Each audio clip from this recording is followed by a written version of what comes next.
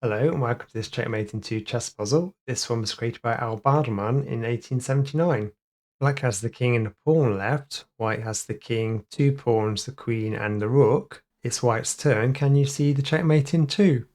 Checking the king with your rook to g6 moves only a mate in 3.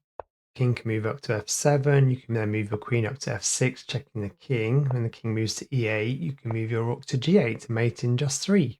Moving your king to g4 is another mate in 3, but not 2. The black king can move to d6. You can then check with the queen to b6 move.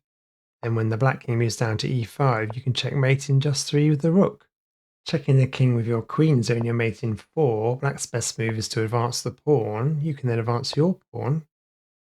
King can then move over to f6. You can move your queen to b7. Now whatever black does, you can slide the queen over for just the mate in 4. Okay, let's have a look at the solution to this one. So pause the video if you want some more time. To get the checkmate in 2 for white, you need to advance your d-pawn. If black advances their d-pawn, you can advance your d-pawn again to get the mate in 2.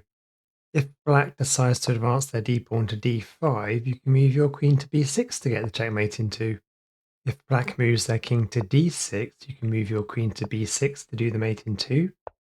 If the black king moves to f6, you can advance your d-pawn to do a reveal checkmate into the queen.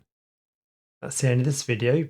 Please like and subscribe, and I hope to see you again soon.